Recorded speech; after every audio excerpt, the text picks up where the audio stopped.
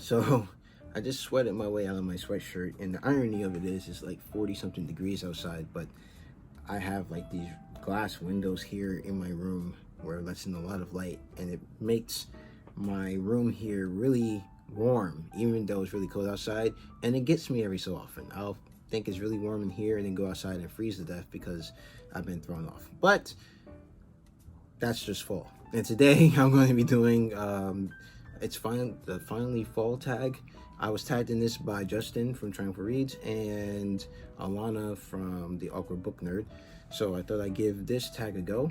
And there are 10 questions, and so let's go ahead and get into them. So it's the first one is that in fall, the air is crisp and clear. Name a book with a vivid setting. And I should probably actually get the books I need for this tag.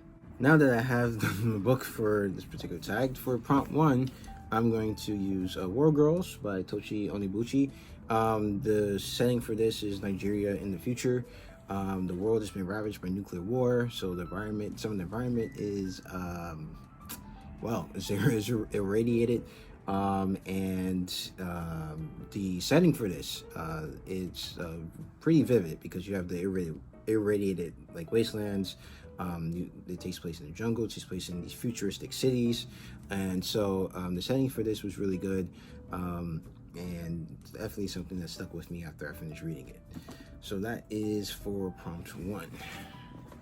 Question two: Nature is beautiful, but also dying. Name a book that is beautifully written and also deals with heavy topics like loss or grief. And I'm going to go with Gabriel Garcia Marquez's 100 Years of Solitude. A lot of people in this book die, and so because it follows his family through the generations, and you see like how each death has this impact on this family, which has a lot of problems. But the loss of some of the family members is felt pretty tough by people in this book, that was something that I remember very vividly about that book as well. But very well written book, and I'm glad that I got to read it this year. Three, fall is back. Fall is back to school season. Share a nonfiction book that taught you something new. Well, I don't really read enough nonfiction in order to do this particular question. Who am I kidding? I think let's see if Diversity Incorporated was a good one. That was talking about the diversity industry and basically how there are a lot of diversity initiatives, yet they don't really get support from upper management and leadership in a lot of places, so they fall flat. And even though they push initiatives for like really public relations, they don't really do much to actually cater to a success. So you don't really see a lot of people of color advancing, or if you do, it's generally like the same guy either moving from company to company, or that one person that just kind of gets pushed up and is kind of like the token diversity person. So this book kind of offers reasons why diversity initiatives fail, and also how you can have more successful diversity initiatives and steps to take for that. So that was a pretty good one.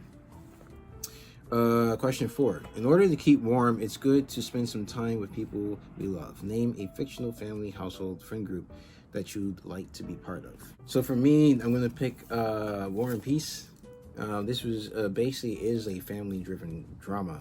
It focuses on a couple of families, and one of the families, I forget the family's name.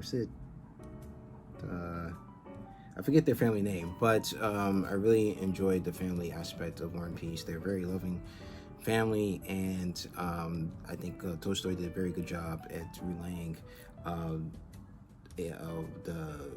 you really feel like part of the family as you read the book. So I really like that about War and Peace. So, question five. The colorful leaves are piling up on the ground. Show us a pile of fall color spines. So I just went and like really just reached to my bookshelf and just grabbed like a whole bunch of my comic volumes that I have. And so I thought they're pretty colorful. Most of them are Paper Girls. I have almost a full series. I'm just missing volume 5, but once I get that, I'll have the full series. The top is Livewire. I think that's the first volume of that, and the bottom two are Bitterroot, which that's the first volume of Bitterroot, and which is about black monster hunters in things like the early 1900s in Harlem, and Blackbird, which I got because it was drawn by Jen Bartel, and she does great artwork. Question 6. Fall is the perfect time for some storytelling by the fireside. Share a book wherein somebody is telling a story. And for this, I'm going to go with Hyperion by Dan Simmons. This actually has, I believe, there are 7 pilgrims on their way to this planet called Hyperion to face this monster called the Shrike. And I believe 6 of them actually give their stories. And each one of the stories is good. Some are better than others. Like there were 2 that really stuck with me. That was the Priest's story and the Priest. And let me see, there's the Priest, the Colonel, the Consul, the Detective, and the Scholar. The Priest and the Scholar were the 2 best stories, I think, in the book, especially the Scholar's book, because that one was really heart-moving and really sad. And there's the reason why I think I liked the second book in the series, Fall of Hyperion, because I was wanting the resolution to the Scholar's story.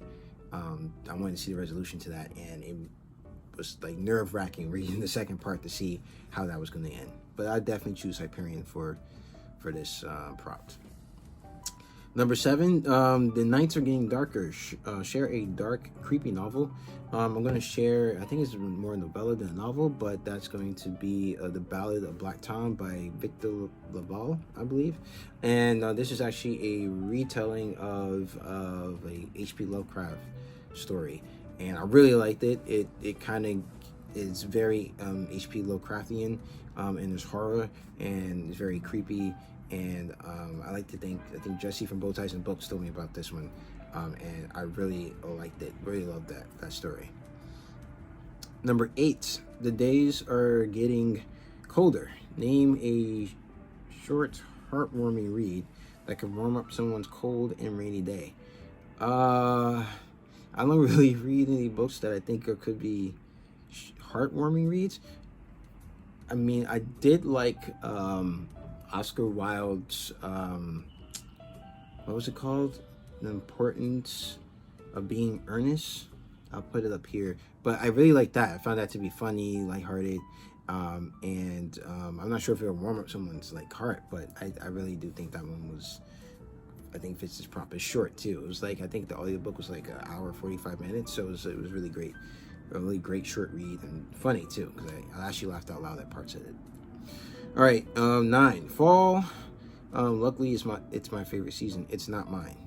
Fall is not my favorite season, but fall returns every year. Name an old favorite that you like to return to soon. And this is going to be the library.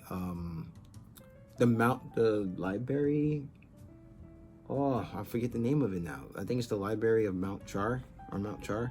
I'll put it here. But this book, I read it last year, and it was so crazy, but it wasn't crazy enough to turn me off from reading it. It was just the right amount of crazy to keep me hooked and keep me wondering what was going to happen next.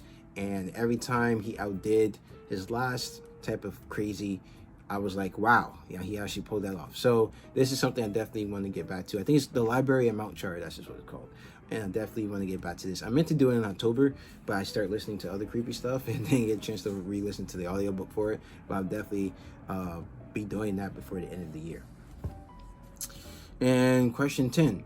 Fall is the perfect time for reading. For cozy reading night. Share your favorite cozy reading accessories. I don't have any cozy reading accessories, unfortunately, so I can't really do that. And then 11 is spread all appreciation and tag some people.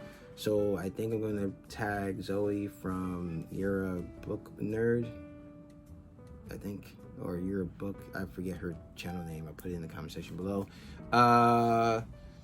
Let's see, Shane from Luxurious Blue. And I think I'll tag Brian from Bookish.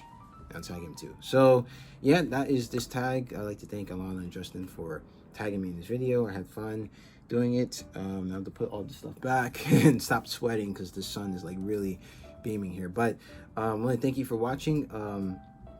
If you like this video, please hit the like button. If you want to see more videos from me, please subscribe. You can follow me on Twitter at GhostReads28, on Instagram at Justin the Ghost Reader, and also on Goodreads. The link to that is down in the description box below. So as always, keep reading.